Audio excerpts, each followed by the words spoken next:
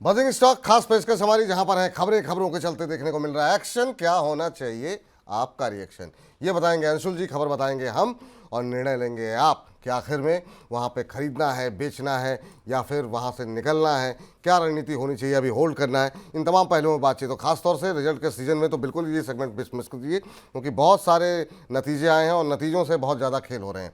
आइए एक एक करके जरा स्क्रीन पर लेकर के आते हैं। सबसे पहली कंपनी जहां पे खबर के चलते एक्शन देखने को मिल रहा है, स्क्रीन पर लेकर के आइए। और यहाँ पर है बीएसएफ। बीएसएफ का मुनाफा काफ़ी अच्छा बढ़ा है और 36% का इजाफा यहाँ पर देखने को मिला है और ये बढ़कर के 22.1 करोड़ रुपए जाता हुआ दिखाई दिया है। इसके अलावा कंपनी की आय की बात करें तो यहाँ पर भी करीब करीब 18.5% की बढ़ोतरी रही है और ये 399 करोड़ के बीच में आती हुई दिखाई दी है।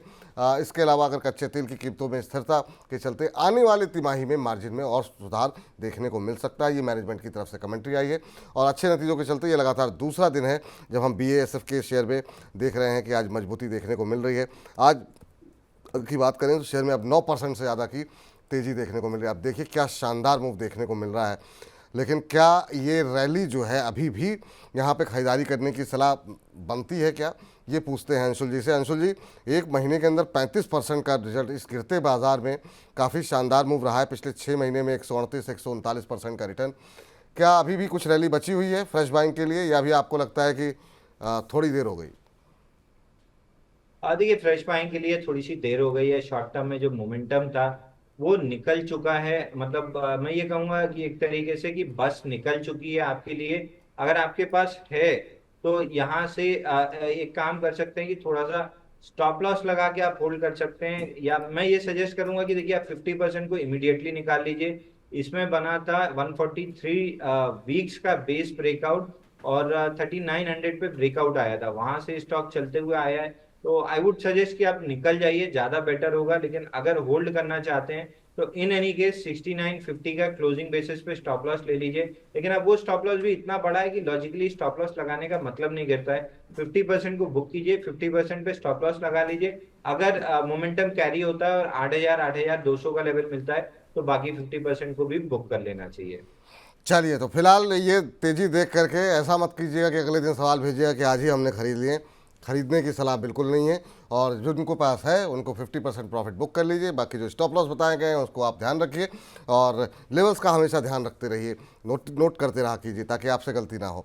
चलिए अगली कंपनी लेकर के आते हैं और वो आके आते हैं सिम्फनी। सिम्फनी इस गर्मी में जितनी गर्मी पड़ी है, निश्चित रूप से ऐसा लग रहा था कि इस तरह की कंपनियों के नतीजे अच्छे रहेंगे। क्यों क्यों पहली तिमाही में मुनाफा कंपनी का 3.5 गुना बढ़ गया है और ये बढ़ करके रहा है 88 करोड़ रुपए के आसपास।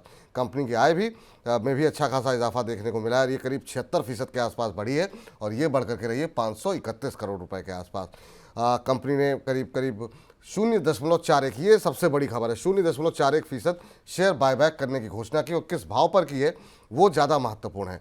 कंपनी ने ये शेयर जो है 2500 रुपये प्रति शेयर पर बायबैक करने की घोषणा की है और इसके लिए कंपनी 71.40 करोड़ रुपए निवेश करने की योजना बना रही है। कंपनी की 17 नए तरीके के कूलर लॉन्च करने की भी योजना है और इसी के चलते आज सिम्फनी के शेयर में काफ़ी बढ़िया मुनाफे की ठंडक लोगों को मिलती हुई दिखाई दे रही है।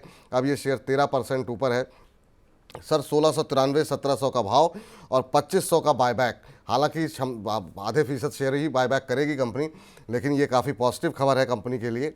क्या इस रैली में जो 2 दिन की रैली रही है, पिछले 5 दिन में अगर हम देखें, ये शेयर में करीब 34-35% की रैली आ चुकी है, 2500 पे बायबैक है, क्या एक बार के लिए दांव लगाएं या फिर अब हो जाए, क्योंकि एक महीने में 50% से ज़्यादा शेयर भाग चुका है? देखिए विपुल जी, मैं कॉन्टेक्स्ट दे देता हूँ। अभी पिछला स्टॉक जो हमने डिस्कस किया था वहाँ 145 वीक्स का बेस ब्रेकआउट था और स्टॉक 3,900 से 7,500 आ गया है, अगर किसी ने 7-8 महीने का समय दिया है। अब सिम्फनी में 275 हफ्ते का बेस ब्रेकआउट आया है इस वीक में एट दी प्राइस ऑफ 1336। लेकिन इमीडिएट शॉर्ट टर्म में देखें तो 1100 से 1700 रुपए स्टॉक हो गया है। तो अगले 2-3 महीने ये शायद कंसोलिडेशन में चला जाएगा। लेकिन 275 हफ्ते का बेस ब्रेकआउट है। 2-3 महीने कंसोलिडेशन के बाद जब ये स्टॉक चलेगा तो मेरा ऐसा मानना है कि ये स्टॉक आपको 3,3200 रुपए तक की अपसाइड देगा। तो अगर आप 2-3 महीने के व्यू से मुझसे पूछ रहे हैं तो मैं प्रॉफिट बुकिंग की सलाह दूंगा, क्योंकि ये साइडवेज कंसोलिडेशन और पुल बैक में जा रहा है 1500 रुपए नीचे तक। लेकिन अगर आप मुझसे नजरिया 12 से 18 महीने का पूछ रहे हैं तो मैं कहूंगा 2 से 3 महीने आप स्टॉक को वॉच कीजिए। डिप्स में 1500 रुपये मिल जाता है तो बिल्कुल बाई करके 12 महीने के लिए छोड़ दीजिए। हाई प्रोबेबिलिटी है कि स्टॉक 3200 रुपये तक जा सकता है। तो सलाह मेरी दोनों तरफ है, बट टाइम फ्रेम आपके हिसाब से कि अगर 3 महीने का है तो बुक कर लीजिए, 3 महीने में ये कहीं नहीं जाएगा। बट अगर 12 से 18 महीने का है तो डिप्स पे 1500 रुपये में बाई कीजिए, आपको ऑलमोस्ट पैसा डबल होता हुआ दिखेगा। लंबी अवधि का नज़रिया है तो थोड़ा वेट एंड वॉच रखिए। यहाँ पर 1500 के आसपास आता है, एक बार नीचे आ जाने दीजिए, खबर के असर जो अभी इसमें तेज़ी बनी हुई थोड़ी ठंडी हो जाने दीजिए, फिर आप एंट्री अगर लेते हैं 1 साल के नज़रिए के लिहाज से तो 3000-3200 का लेवल यहाँ पर आपको देखने को मिल सकता है, यानी पैसे आपके डबल हो सकते हैं। लेकिन आपका नज़रिया अगर 1-2 महीने का है और आप बने हुए हैं इसमें तो प्रॉफिट बुक कर लीजिए। फिलहाल फ्रेश एंट्री की भी सलाह यहाँ पर फिलहाल छोटी अवधि में दिखाई नहीं दे रही है, ये आपके लिए सलाह यहाँ पर निकल करके आती हुई। चलिए अगली कंपनी जरा स्क्रीन पर लेकर के आते हैं और देखते हैं वहाँ पर क्या एक्शन देखने को मिल रहा है, वहाँ पर क्या खबरें हैं।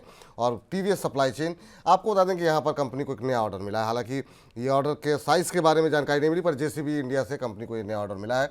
और ये जो नया ऑर्डर मिला है कंपनी को जेसीबी इंडिया की तरफ से, उसमें वेयर हाउसिंग लॉजिस्टिक्स ऑपरेशन को मैनेज करने के लिए मिला है।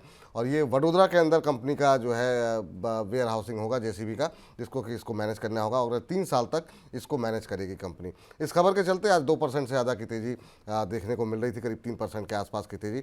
अभी भी अगर हम देखें टीवीएस सप्लाई चेन के अंदर क्या स्थिति देखने को मिल रही है तो ये शेयर में 2.5% से ज़्यादा का मूव अभी भी है, 189-190 का लेवल देखने को मिल रहा है। सर टीवीएस सप्लाई चेन कैसा लग रहा है आपको चार्ट्स पर?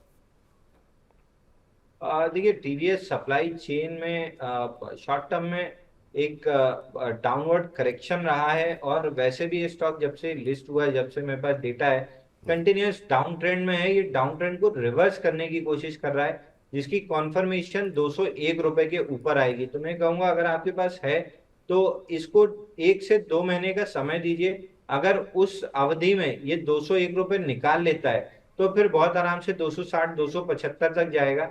लेकिन अगर ये 1 सवा महीने में 201 रुपए का लेवल नहीं निकल पाता है तो फिर आपको एग्जिट कर लेना चाहिए। तो पैटर्न इन बिल्डिंग है, इसमें 3 से 4 हफ्ते का समय लगेगा। तो मैं वही दे रहा हूँ कि 3 से 4 हफ्ते में 201 रुपए निकल जाता है तो बिल्कुल फिर आराम से 260 275 मिलेगा। तो 1 महीने का समय दीजिए, उसके बाद डिसाइड करते हैं कि स्टॉक का क्या करना है। ठीक है, ये राय यहाँ पर निकल करके आती हुई जनाब एनएचपीसी के नतीजे लेकर के आते हैं। और एनएचपीसी के नतीजे उतने उत्साहजनक नहीं रहे हैं। कंपनी की आय में करीब 2%, 2.25%, 2.3% की गिरावट देखने को मिली है। 2757 से घट करके 2694 करोड़ रुपए रही है। वहीं कंपनी की आय की बात करें तो इसमें 1% का इजाफा ज़रूर देखने को मिला है, 1109 करोड़ ये रही है, 1095 से बढ़ करके। सर इस शेयर ने भी बहुत थकाया है और ये बहुत लोगों को लग रहा था कि 108 120 तक के टारगेट निकल के आ रहे थे, लेकिन एक रेंज में ऐसा फंसा कि जब ये 100 के ऊपर जाता है, 103 4 5 8 के ऊपर लगता है कि नहीं अब ये 118 तक जाएगा, 108 10 के टारगेट निकल के आते हैं, फिर ये कुछ ना किसी खबर से नीचे आ जाता है। हालांकि नतीजे अभी कंपनी के आए हैं, बहुत सारे ऑर्डर की खबरें भी आती रहती हैं। आपकी सलाह क्या होगी, एनएचपीसी पे भी क्या करना चाहिए? उस तरह की रैली में परफॉर्म नहीं किया इसने और लंबे समय से एक रेंज में फंसा हुआ है। देखिए एनएचपीसी में वही प्रॉब्लम है जो बाकी स्टॉक्स में था। एनएचपीसी में भी एक अपनाइल पैटर्न का ब्रेकआउट आया था 15 जुलाई को, और उसी दिन फेल भी हो गया था। वहां से लिक्विडेशन आना स्टार्ट हुआ है। पहला सपोर्ट 98 है जो टेस्ट हुआ है, अगला मेजर सपोर्ट 77 रुपए पे है। तो स्टॉक में अगर यहाँ से होल्ड नहीं होता है अपना स्विंग लो, जिसकी प्रोबेबिलिटी भी काफी कम है कि होल्ड होगा, तो 97 जैसे निकलता है 77 की तरफ बढ़ने लगेगा। आप चाहें तो स्टॉप लॉस 97 का लगा सकते हैं, जो इवेंचुअली मुझे ऐसा लगता है 90% ये चांस है कि वो स्टॉप लॉस ट्रिगर करके 77 आ जाएगा। तो बेटर है कि जो 2-2.5 रुपए अभी और बच रहे हैं उनको बचा के इमीडिएटली एग्जिट ले लें। चलिए, तो जो लोग फंसे हुए हैं उनके लिए 100 पे, क्योंकि एनएचपीसी भी एक ऐसा शेयर है, बहुत सारे सवाल आते हैं। 100 के आसपास लोगों के पास है, 104 के आसपास है, तो अभी फिलहाल एग्जिट करने की सलाह है सर एनएचपीसी से? सर जी बिल्कुल एग्जिट की सलाह है, इमीडिएट एग्जिट की सलाह है। जो नहीं भी एग्जिट करना चाह रहे हैं उनके लिए 97 का स्टॉप लॉस है। ठीक। 97 ये तो बिल्कुल स्टॉक को नहीं रखना है, 77 तक आ जाएगा। 77 तक आ जाएगा। चलिए अगली कंपनी पे जरा फोकस करते हैं। एनएलसी के भी नतीजे आए हैं, एक और पीएसयू कंपनी, और नतीजों पर ही जो है आजकल हम देख रहे हैं काफ़ी सारी खबरें उसके चलते एक्शन देखने को मिल रहा है। यहाँ पर हमने देखा कंपनी की आय में 2% का इजाफा रहा है, 3376 करोड़ रुपए रही है। वहीं कंपनी के मुनाफे की बात करें तो यहाँ पर 37% का इजाफा रहा है और ये 414 करोड़ रुपए से बढ़ करके 567 करोड़ रुपए रहा है। काफ़ी अच्छा कंपनी ने मुनाफा दर्ज किया है। आज देखते हैं एक नज़र कि काफ़ी जो है इसका असर क्या देखने को मिल रहा है कंपनी के शेयर पे। तो एनएलसी की बात अगर करें, एनएलसी इंडिया का शेयर अभी फिलहाल दबाव में ही है, 0.25% के आसपास की गिरावट देखने को मिल रही है, 265 के आसपास चल रहा है। एक और पीएसयू कंपनी, यहाँ पे क्या सलाह रहेगी सर? सेम? देखिए, ये एक लौती कंपनी है जो थोड़ी सी अलग दिख रही है। हालांकि इसमें भी ब्रेकआउट फेल हुआ है, लेकिन उतनी तेजी से लिक्विडेशन आया नहीं है जितनी तेजी से बाकी स्टॉक्स में आया है। तो मैं ये कहूंगा आप थोड़ा सा इस समय स्टॉक को होल्ड कर सकते हैं विद स्टॉप लॉस ऑफ 243। 26 हफ्तों का राउंडिंग बॉटम की फॉर्मेशन है। एक 60% चांस है कि ये अपना पैटर्न कंप्लीट करते हुए ऊपर की तरफ चलेगा। 40% चांस है कि ये फेल कर सकता है, और वो फेलियर का लेवल है 245। तो 245 का क्लोजिंग बेसिस स्टॉप लॉस लगा के एक बार के लिए स्टॉक को होल्ड कर सकते हैं। अगर ये 15-20 दिन में परफॉर्म करना स्टार्ट नहीं करता है और 300 के ऊपर नहीं निकलता है, तो टाइम वाइज आप अपना स्टॉप लॉस ट्रिगर करके एग्जिट कर लीजिएगा। 15 दिन में अगर ये 300 के ऊपर निकलता है तो फिर इसमें बड़ा ब्रेकआउट रहेगा और आपको होल्ड करना चाहिए। तो 15 दिन का समय दीजिए, 245 का स्टॉप लॉस लगाइए। दोनों में से अगर जो पहले ट्रिगर होता है आप एग्जिट कर सकते हैं। चलिए, तो ये राय आपके लिए निकल करके आती हुई एनएलसी इंडिया को फिलहाल होल्ड करने की सलाह। हालांकि इस सेगमेंट के अंदर हम सवाल लेते नहीं हैं, लेकिन शीर्षेंदु चक्रवर्ती जी ने मनी 9 को 100 रुपये भेजे और कह रहे हैं प्लीज़ मेरा सवाल अभी ले लीजिए। तो कह रहे हैं मैं अंशुल जी का बहुत बड़ा फ़ैन हूँ। नमस्कार विपुल सर, अंशुल सर। कह रहे हैं सर रेल टेल के 300 शेयर इन्होंने लिए हुए हैं, 539 रुपये के भाव पर इन्होंने एवरेज किया हुआ है। अब इनको 22,000 रुपये का नुकसान हो रहा है। रेलवे पे अभी थोड़ी देर पहले काफ़ी डिटेल में बातचीत हुई कि यहाँ पर से दूरी बना के चलनी है। 3 महीने का इनका नज़रिया है, 22,000 रुपये का नुकसान हो रहा है। क्या ये नुकसान इनको बुक करना चाहिए या फिर इनको अभी होल्ड करना चाहिए? रेल टेल पे 22,000 का नुकसान। देखिए, इनको बिल्कुल इमीडिएटली लॉस बुक कर लेना चाहिए। रेलटेल में भी ब्रेकआउट फेल हुआ था।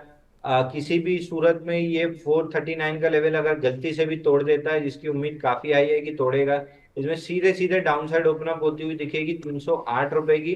तो आप अपना लॉस बुक करके अपने कैपिटल को डॉनियर में शिफ्ट कर दीजिए। 3-4 महीने का समय देंगे तो आपका ना सिर्फ लॉस रिकवर हो जाएगा बल्कि कुछ हद तक आप प्रॉफिट में भी आ जाएंगे।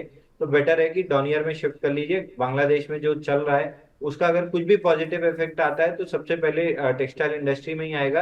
और डॉनियर की बेनिफिशियरी और चार्ट पे भी काफी अच्छा लग रहा है, तो डॉनियर में मल्टीपल पॉजिटिव इंडिकेशंस दिख रहे हैं, तो कैपिटल को इस तरफ शिफ्ट कीजिए।